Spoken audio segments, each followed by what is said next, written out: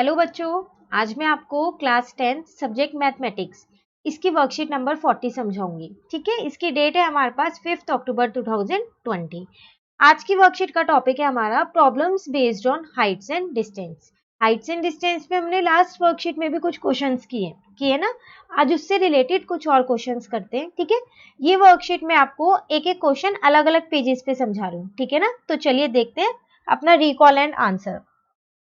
ये पूरी वर्कशीट है, एक बार आप वर्कशीट यहाँ पर पूरी देख लीजिए, जिसमें आपके पास 4 क्वेश्चंस हैं और 2 क्वेश्चंस ऐसे हैं जो आपको खुद से सॉल्व करने हैं। ठीक है, 4 आपको सॉल्व मिले। तो चलिए देखते हैं।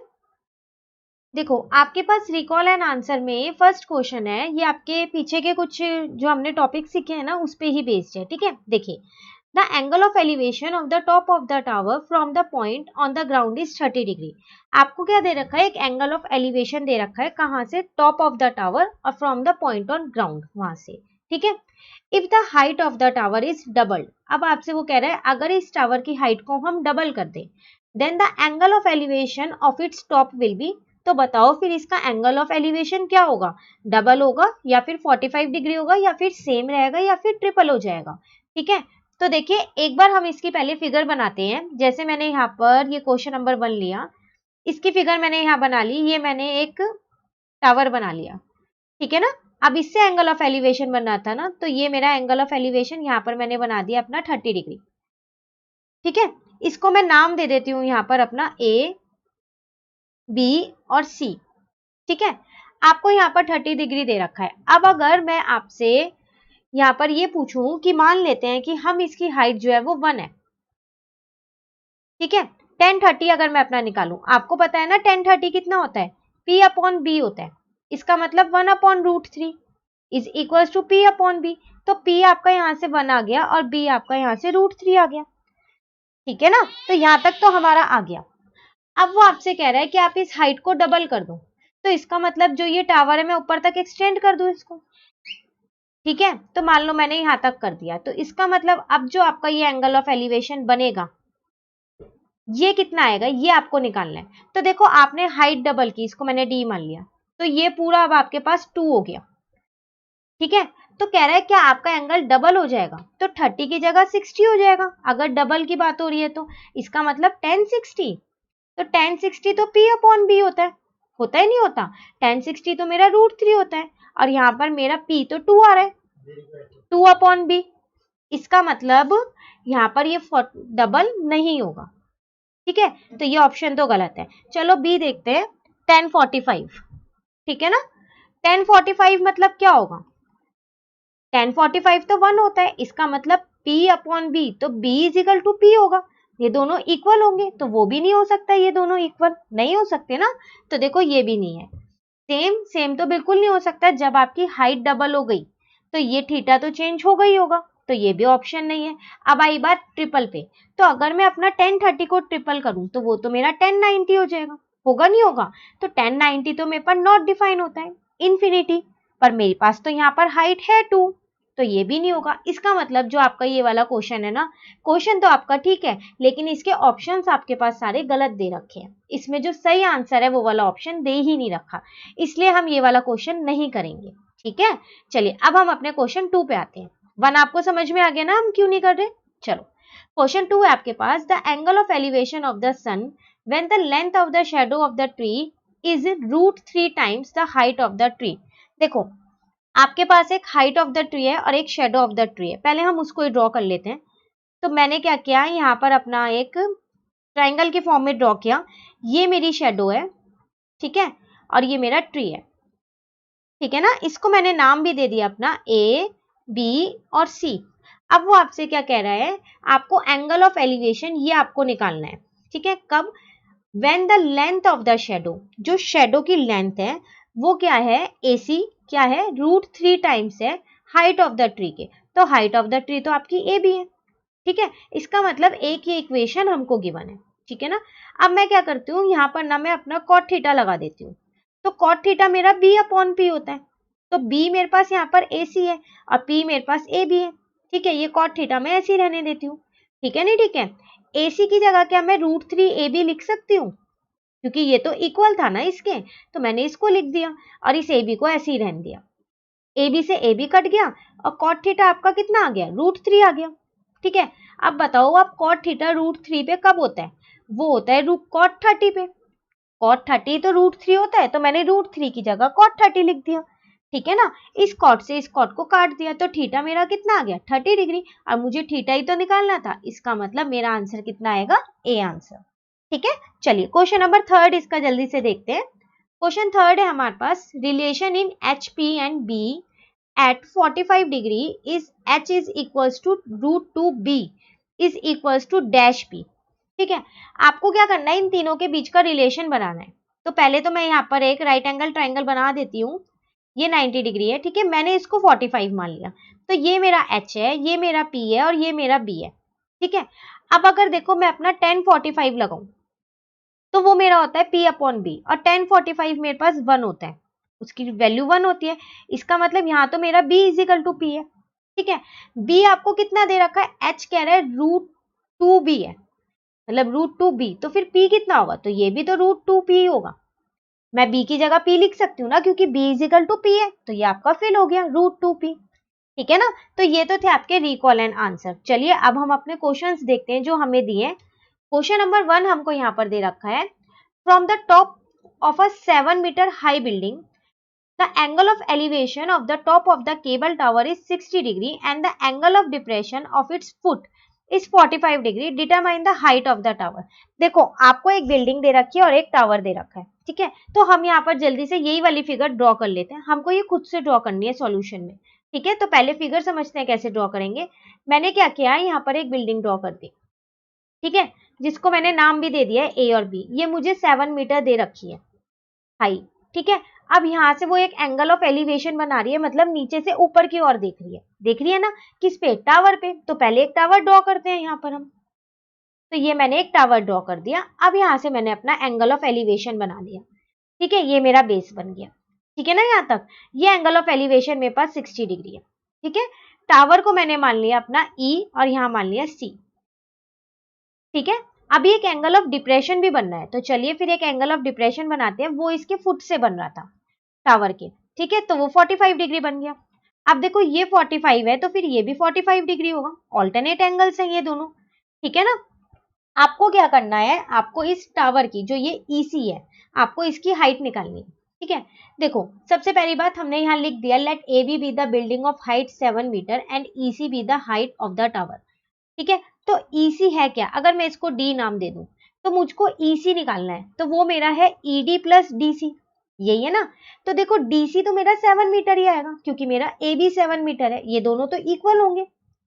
ठीक है, तो आपको ये तो मिल गया डीसी। अब अगर आपको ये वाला ईडी मिल जाए तो आप जोड़ दोगे तो हाइट ऑफ द टावर आ जाएगी ना। तो हम पहले क्या करते हैं, हम पहले ट्राइंगल लेते हैं, ये वाला ए बी सी। ठीक है, ये वाला, इसमें मैं लगाती हूँ अपना 1045। तो 1045 होगा मेरा P अपॉन में B होगा। तो P मेरे पास कितना है, AB, और B मेरे पास कितना है, BC। तो 1045 1 होता है मेरे पास, तो AB इज अपॉन में BC। यहाँ से मेरा BC और इजिकल टू AB। तो मेरा AB है कितना, मेरा AB 7 मीटर है, तो मेरा BC भी आ गया 7 मीटर। तो चलो ये तो मेरा निकल गया। ठीक है ना, अब जब BC मेरा 7 है तो मेरा AD भी 7 मीटर ही होगा। ठीक है, अब मैं अपना ट्राइंगल लेती हूँ ऊपर वाला, कौन सा, ADE। उसमें फिर मैं 1060 लगा रही हूँ अब, क्योंकि यहाँ पर मेरे पास 60 डिग्री है, तो वो P अपॉन B होगा। इसका मतलब P कितना है मेरे पास, ED, ये तो मुझे निकालना है। B मुझको दे रखा है AD।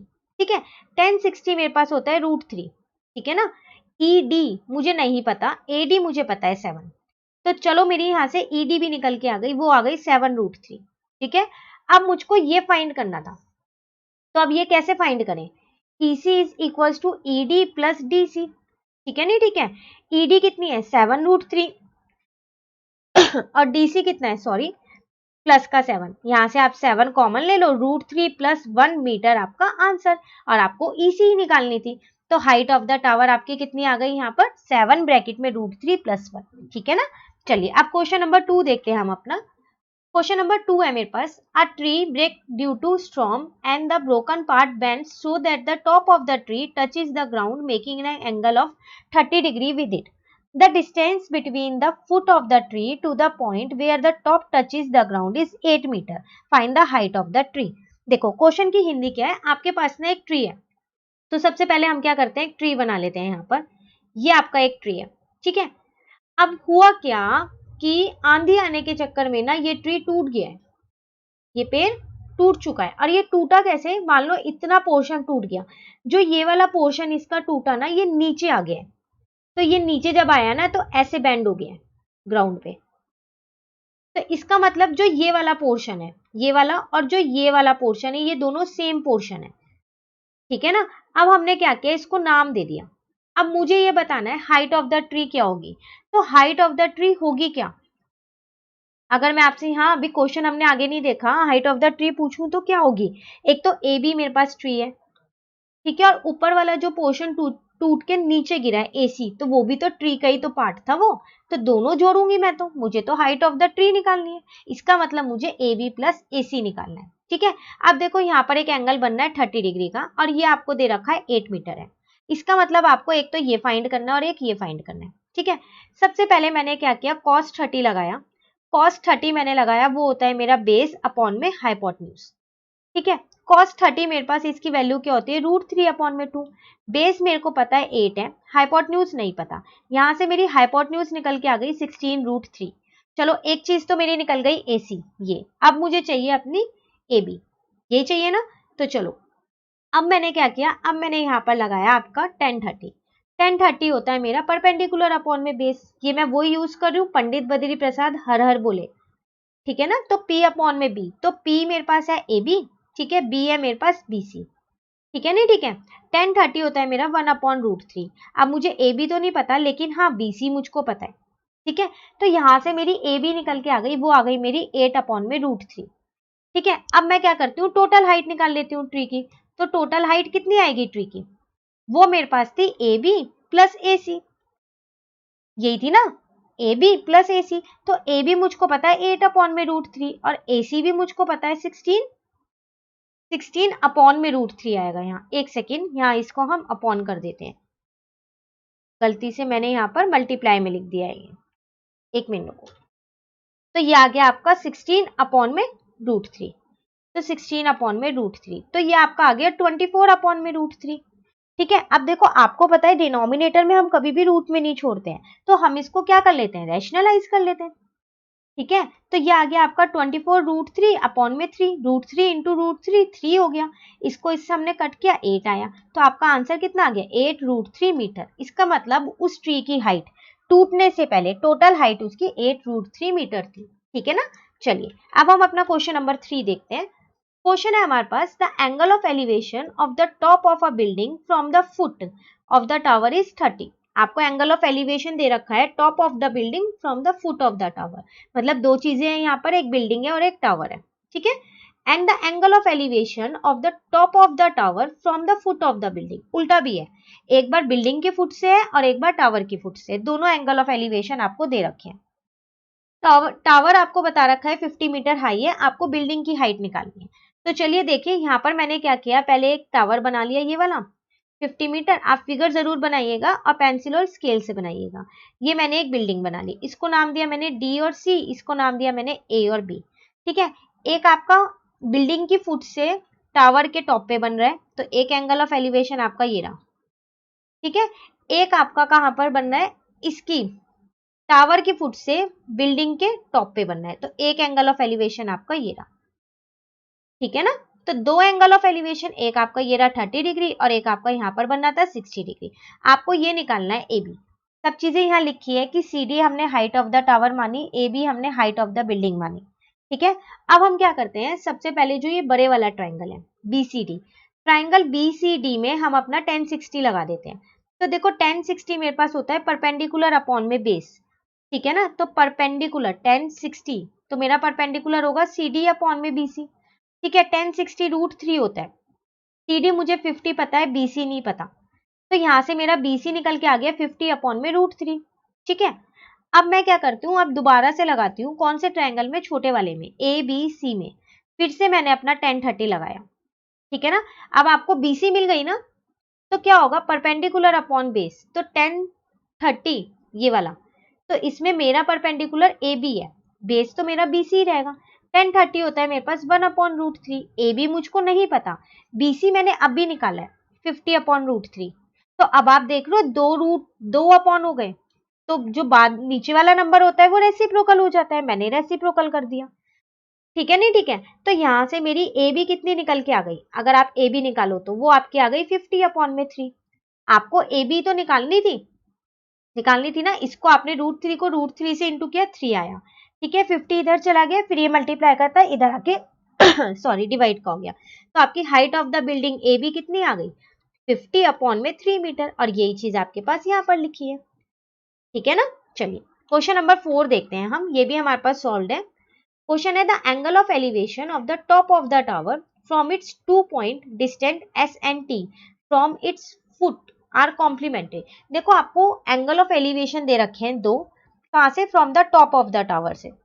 अब वो जो 2 पॉइंट है एस और टी, वो उसके फुट से है, लेकिन वो ऐसे है कि वो कॉम्प्लीमेंट्री है। कॉम्प्लीमेंट्री वो होते हैं जिन दो एंगल्स का सम 90 डिग्री हो। तो अगर मेरे पास एक थीटा है तो मैं दूसरा आसानी से निकाल सकती हूँ 90 माइनस थीटा। ठीक है, तो मैंने क्या किया है, यहाँ पर ये टावर बना लिया। ठीक है, यहाँ से मैंने अपने दो एंगल ऑफ एलिवेशन बनाए, तो चलिए हम एंगल ऑफ एलिवेशन बना देते हैं। यहाँ से एक एंगल ऑफ एलिवेशन ये बना दिया, और एक एंगल ऑफ एलिवेशन ये बना दिया। एक एस से था, ये एस है, और ये पूरा टी से था, तो मैंने इस पूरे को टी मान लिया। ठीक है, नाम दे देती हूँ इसको मैं पी बी सी और ए। ठीक है ना, अब देखो अगर ये थीटा है तो ये 90 माइनस थीटा होगा, क्योंकि ये दोनों कॉम्प्लीमेंट्री एंगल्स है। ठीक है, मुझे क्या करना है, प्रूफ करना है जो ये हाइट है टावर की, ये वाली, इसको मैं एच मान लेती हूँ, ए सी मेरा टावर है। ठीक है, वो रूट एस टी है, प्रूफ करना है। सबसे पहली बात, मैंने बीसी को एस लिया, पीसी को टी लिया, सब चीज लिखेंगे।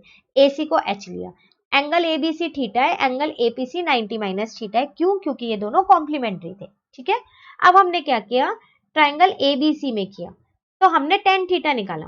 टेन थीटा टेन थीटा है तो पी अपॉन में बी, तो पी मेरा एच है और बी मेरा एस है। ठीक है, इसको मैंने ऐसे ही छोड़ दिया। ठीक है ना, ए बी सी में मैंने अपना ये लगाया। अब मैं क्या करती हूँ, दूसरा ट्रायंगल लेती हूँ बड़े वाला ए पी सी, फिर दोबारा टेन थीटा लगाती हूँ, लेकिन यहाँ पर थीटा मेरे पास 90 माइनस थीटा है, तो मैं वही रखूंगी, थीटा नहीं लिखूंगी। ठीक है, रहेगा वही पी अपॉन में बी। अब देखो बी आप एस मत ले लेना गलती से भी, अब की बार बी आपको टी लेना है, ये पीसी है ना पूरा, तो टी लेना है। ठीक है, अब आप क्या करो, इन दोनों इक्वेशंस को मल्टीप्लाई कर दो। ठीक है, तो हम यहाँ लिख देते हैं मल्टीप्लाई 1 एंड 2। ठीक है ना, तो चलो राइट हैंड साइड को राइट हैंड साइड से करना, और लेफ्ट हैंड साइड को आप लेफ्ट हैंड साइड से करना।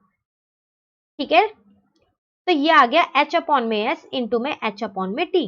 ठीक है, तो ये तो आपका एच स्क्वायर अपॉन में एस टी बन गया। अब आप देखो यहाँ पर टेन थीटा है, और 1090 माइनस थीटा तो हमारा कॉट थीटा होता है। हमने एक आइडेंटिटी की थी 1090 minus theta is equal to cot theta. ठीक है, अब मैंने क्या किया, इस कॉट थीटा को फिर पलट दिया, 1/10 थीटा कर दिया। क्यों, क्योंकि कॉट 10 का उल्टा होता है और 10 कॉट का उल्टा होता है। ठीक है ना, H upon H square upon S T ऐसी है, ये कट हो गया, तो यहाँ तो 1 बचा। अब मैं इसको इधर ले आई, तो S T is equal to H square, यहाँ से मेरा एच कितना आ गया, रूट एस टी। तो मेरे को हाइट ऑफ द टावर यही तो प्रूव करनी थी, और हाइट ऑफ द टावर मैंने मानी क्या थी, एच, तो मेरा यहाँ पर प्रूव हो गया।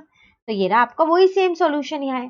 ठीक है ना, चलिए अब हम वो क्वेश्चंस करते हैं जो हमको खुद से करने हैं। ठीक है ना, जिनके सॉल्यूशन नहीं है हमारे पास। देखो क्वेश्चन नंबर 1 है आपके पास, there is a small island in the middle of 100 metre wide river and a tall tree stand on the island. P and Q are the points directly opposite to each other on the two banks and in the line with the tree.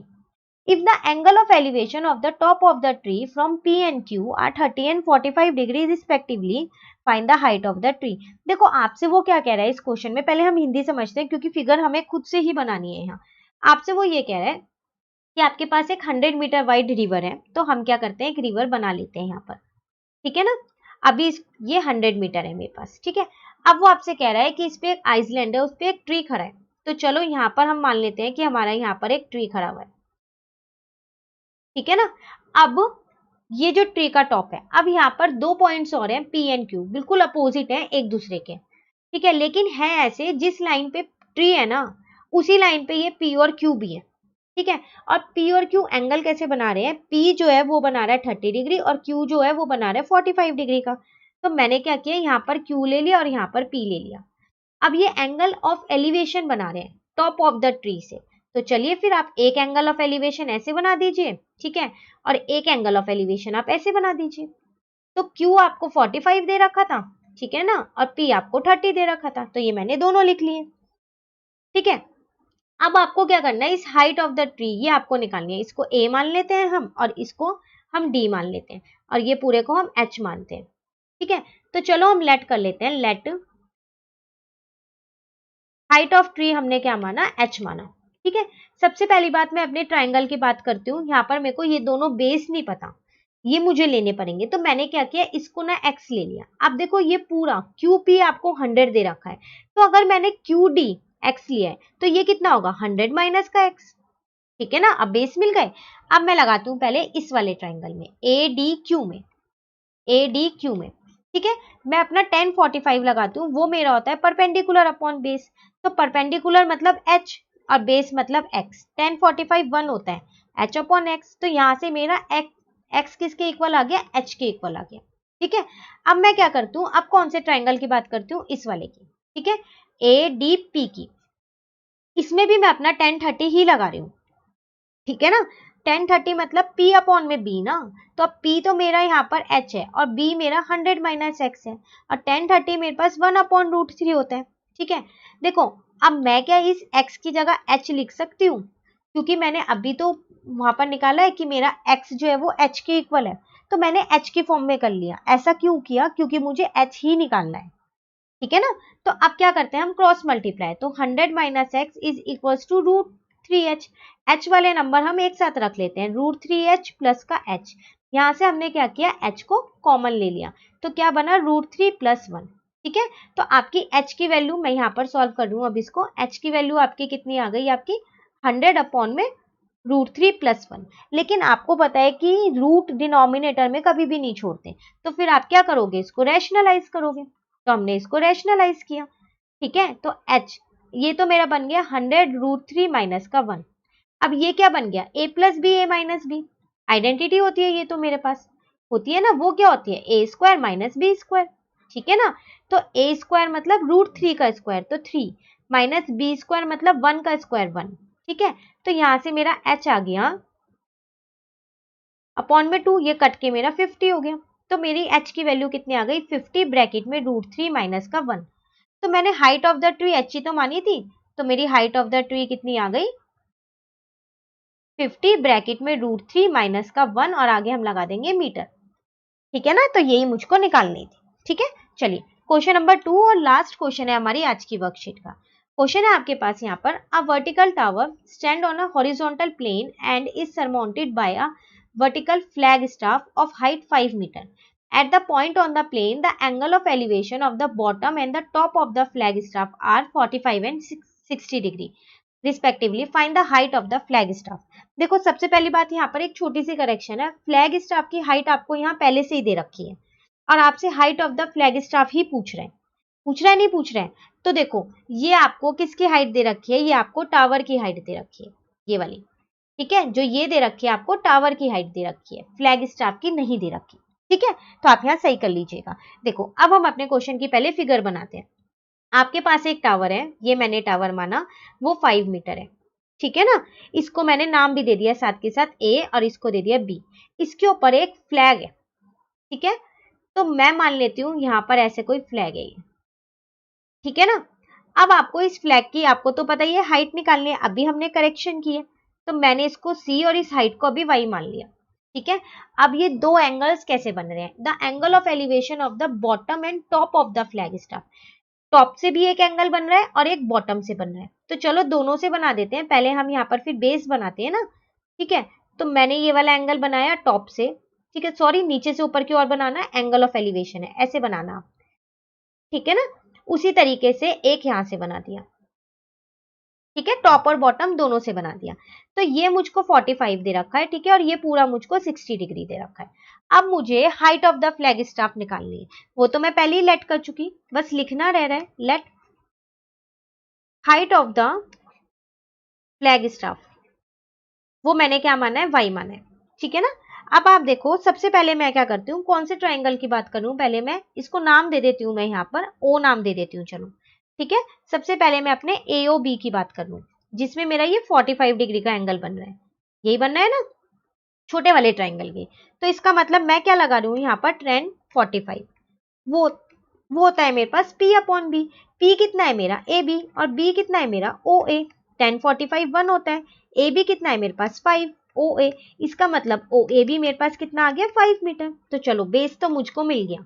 अब मैं कौन से triangle की बात कर रही हूँ, बड़े वाले ट्राइंगल की, कौन से, आपके पास AOC की, ठीक है। इसमें मैं अपना लगा रही हूँ tan 60, ठीक है ना, होगा सेम P अपॉन बी, लेकिन यहाँ पर एक चीज है, P क्या होगा। अब देखो ये tan 60 है, तो इसके सामने वाला आपका CA है, ठीक है। अब बेस आपका OA ही रहेगा, tan 60 हमारा √3 होता है, ठीक है ना। अब CA पूरा मिला के कितना है, वो है मेरा 5 + y। आप खाली y नहीं लिखोगे और खाली 5 नहीं लिखोगे, दोनों को प्लस करके ही लिखोगे, क्योंकि ये पूरा मेरा 5 + y है, ठीक है। OA मुझे पता है 5, क्रॉस मल्टीप्लाई किया, ये आया 5√3, यहाँ पर आया 5 + y, ठीक है। y मैंने अलग रख लिया, 5√3 - 5 ऐसे कर दिया। यहां से मैंने क्या किया, अपना 5 कॉमन ले लिया, ठीक है ना। तो जब मैंने 5 कॉमन लिया तो आया √3 माइनस का 1, तो y तो मुझे निकालना था, तो आ गई आपकी height of the flag staff. तो height of the flag staff कितनी आई, वो आपकी आई 5 ब्रैकेट में √3 माइनस का 1 मीटर, ठीक है। तो ये था क्वेश्चन नंबर 2। इसी के साथ हमारी आज की वर्कशीट खत्म होती है। वर्कशीट नंबर 41 जो है वो हम अपनी नेक्स्ट वीडियो में करेंगे। तो आपको अगर ये वीडियो अच्छी लगी तो आप इसे लाइक जरूर कीजिएगा और मेरे चैनल को सब्सक्राइब कीजिएगा। Thank you.